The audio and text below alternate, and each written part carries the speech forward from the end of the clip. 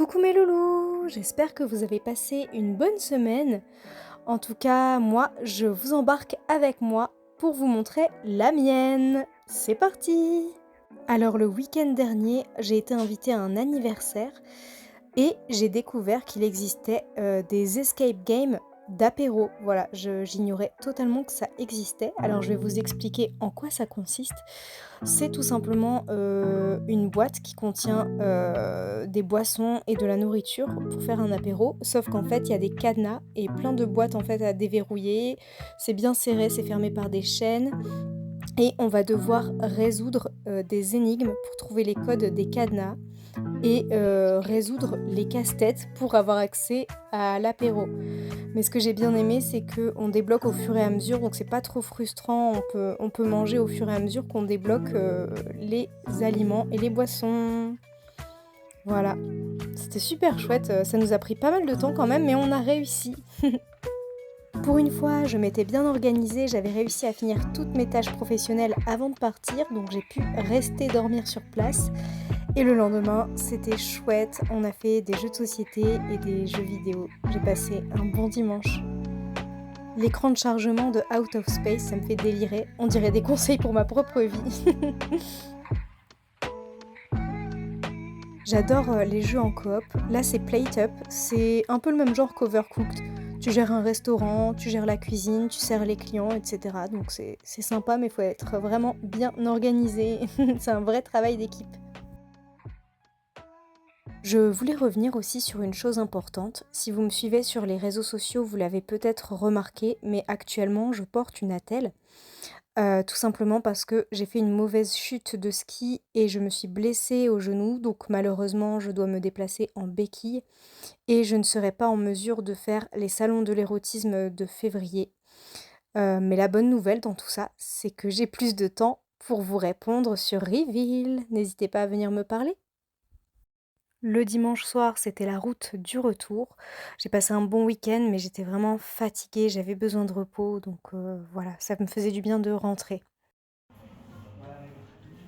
Dès le lundi, on se remet au travail et vu qu'avec ma convalescence, j'en ai un peu marre d'être enfermée chez moi, j'aime bien aller dans un bar, pour brainstormer en fait, prendre des notes, noter toutes mes idées pour, les vidéos TikTok, les réels, les posts Instagram et cetera parce que mine de rien, c'est une grosse partie du travail.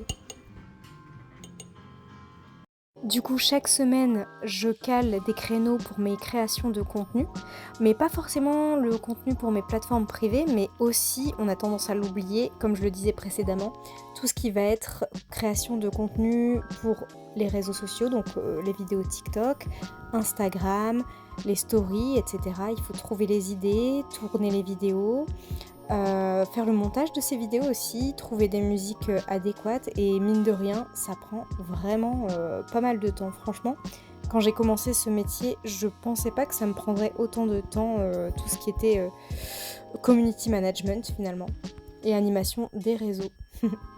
D'ailleurs, je sais que vous êtes nombreux à tenter de m'écrire sur Instagram, mais je suis désolée, je peux vraiment pas répondre, sur Instagram. Vous êtes 14 000, c'est vraiment pas gérable pour moi malheureusement. Par contre, je réponds à tout le monde sur Reveal, voilà, donc si vous voulez me parler, c'est par là que ça se passe. Malheureusement, dans la semaine, c'était pas la grande forme. Il y a certains jours où j'ai eu de la fièvre. Du coup, dans le doute, j'ai préféré faire un test Covid. Ça faisait super longtemps que j'en avais pas fait, mais bon, il vaut mieux être prévoyant. C'est jamais agréable de se mettre, le coton-tige dans le nez, mais heureusement, au bout de 15 minutes, le résultat est apparu négatif, donc je pense que ça devait simplement être la grippe. Par mesure de précaution, à partir du moment où j'ai de la fièvre et que je dois sortir, je porte obligatoirement le masque. Voilà le mien, il est beau, non? Un peu de couleur, c'est bon pour le moral. Cette semaine, j'ai reçu en cadeau un super plaid Pokémon. Ça va m'aider dans ma guérison, ça va m'aider à rester au chaud en attendant le printemps. Regardez comme il est tout moelleux, tout doux. Oh, j'ai trop hâte de le déballer.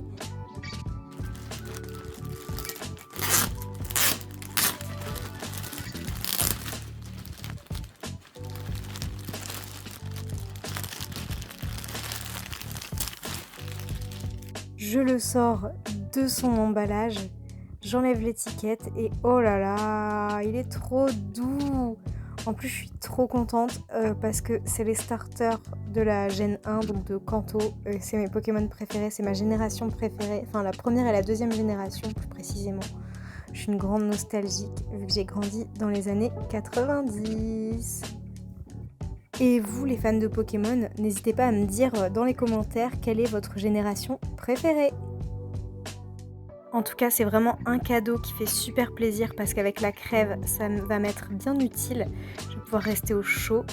La dernière fois qu'on m'a offert un plaid Pokémon, c'était ma collègue Mia Lorraine, actrice aussi, avec qui je fais les salons de l'érotisme et qui m'avait offert un joli plaid Pikachu. C'était pour mon anniversaire, ça me fait super plaisir. J'ai même aussi les chaussons Pikachu d'ailleurs.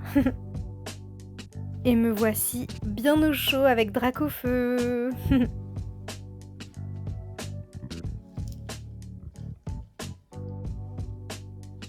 Cette semaine, j'ai aussi eu un appel téléphonique avec une personne avec qui j'avais filmé des vidéos l'année dernière, voilà. Donc la personne venait de finir le montage, donc elle me les a envoyées.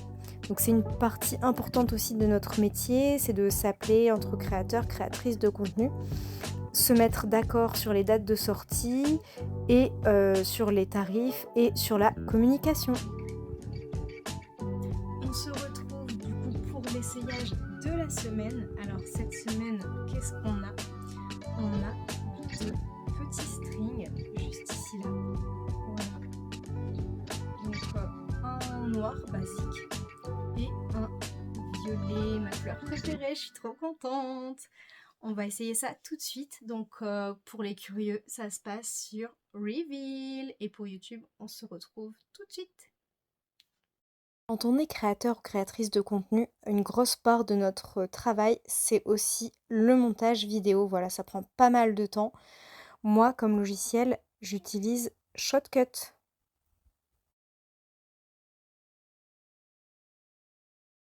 On arrive déjà à la fin de ce deuxième épisode vlog dans la peau d'une créatrice de contenu. J'espère que ça vous a plu. N'hésitez pas à me dire en commentaire. Vous avez aussi mon lien Reveal et le lien de ma wishlist Amazon en commentaire épinglé.